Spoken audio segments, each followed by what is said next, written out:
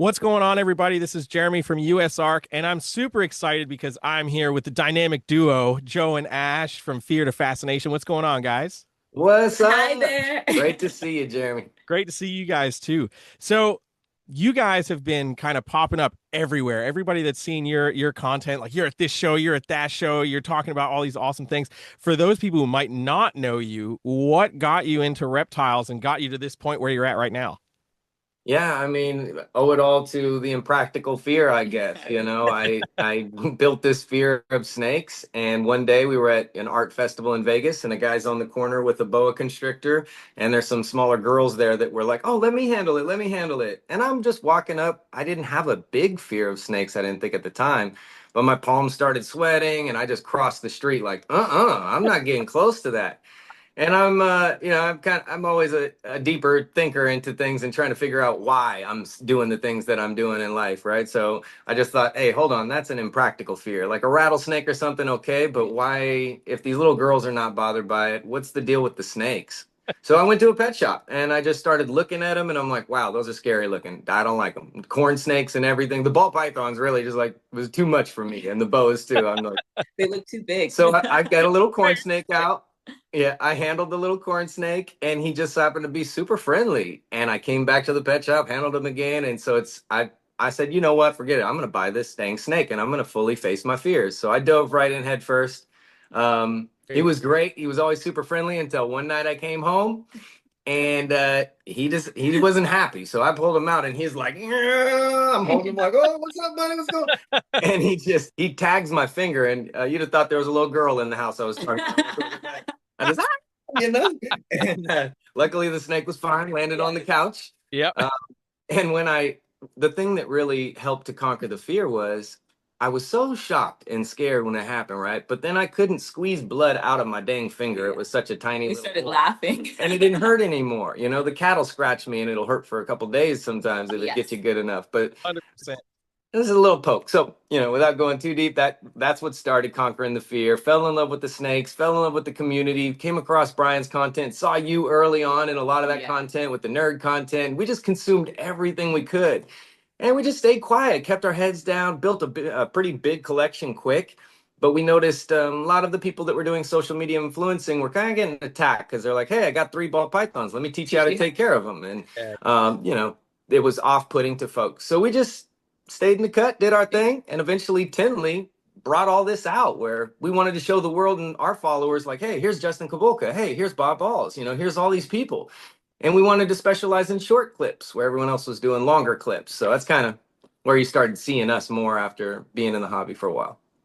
Heck yeah. I absolutely love that. And I think, yeah, a lot of content creators, of course, focus on YouTube. It's the platform that often pays the most and all that stuff. So that's usually where the direction goes because the focus is on the payout versus the exposure and education. And as we've seen as time has gone on, especially with social media, attention spans get shorter and shorter and shorter. So short form Exactly. content really is a great space to be, especially to get that initial exposure. But also I love that with the corn snake, that reaction to the bite, man. Like I tell people all the time who have never experienced a snake bite, it's the shock of it Yeah, happening that's for it.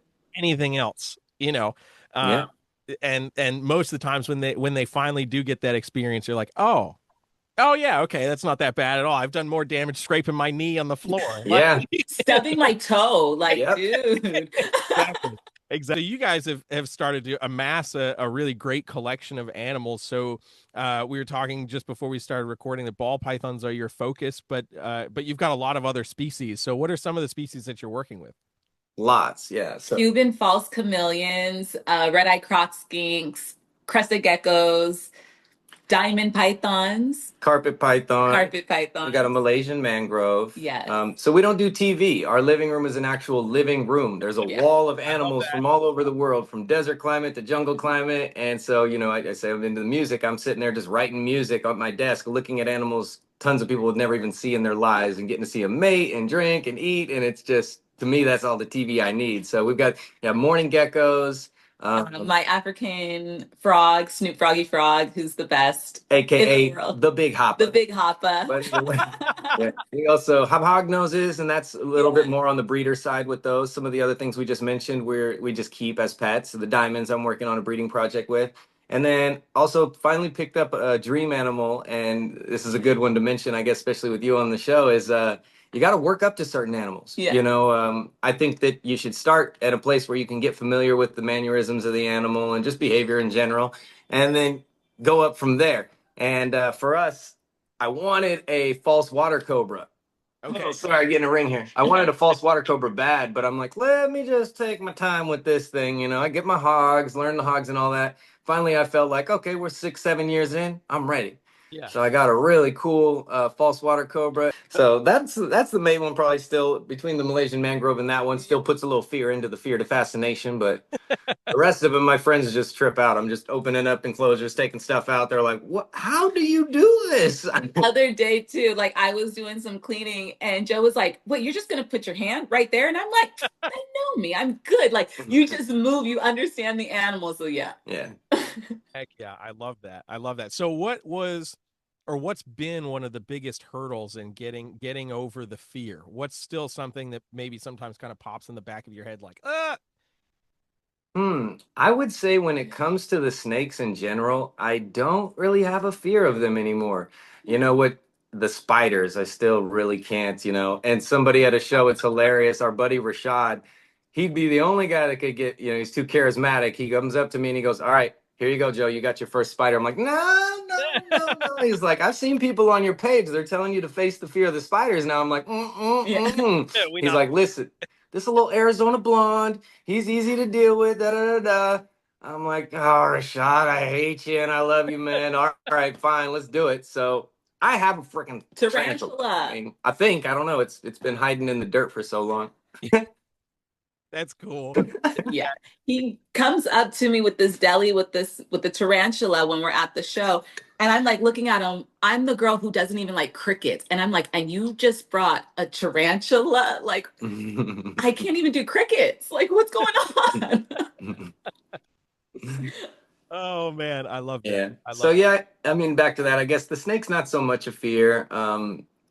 I yeah, you know, I want to go herping more. We've gone herping with some friends. That's kind of a newer thing. When I was a kid, we did it all the time. I go out and collect lizards and snakes, and I didn't have a fear as a kid. It's kind of strange, but either way, I've gone out with friends. We've seen sidewinders and stuff, and I like checking them out. But I guess I do slightly still have a fear of seeing some of you guys just walking through the craziest of places. Like we drive down a dirt road out here to go herping, and you're looking, you're like, "Oh, there it is," you know, and you might get out and check it out. And to me, that I don't get a fear out of that. But I want to go herping like that with you guys and doing some trips like that. But I see you and Bob and different folks walking around and Kevin out there in the woods, and I'm like, I see those copperheads. They look just like the leaves. it takes a really keen eye to be able to catch that. And like Rob and I will joke all the time when we're leaving a place, like, man, how many snakes do you think we missed? You know, that we just True. see, you know, and it's like, man, sometimes they're just under the surface of the leaves. So if you're not actually going through looking, you miss them, Yeah. you know. Before I got into the herping, I was doing a lot of hiking and getting into rock climbing and stuff. And on one of those trips, before I even knew what I was looking at, I saw a Gila monster out there in on at Red Rock or That Valley of Fire, one of the two. And I could just remember this pinkish, huge lizard in his face and the black stripes down. And he was just chilling right by a rock. He had his little under spot to go into the shade when he was done cooking up, you know, and it was crazy. But yeah, now then once I figured out what they were, I was like, "I saw a Gila, man." Definitely the coolest. that's awesome for sure. Yeah.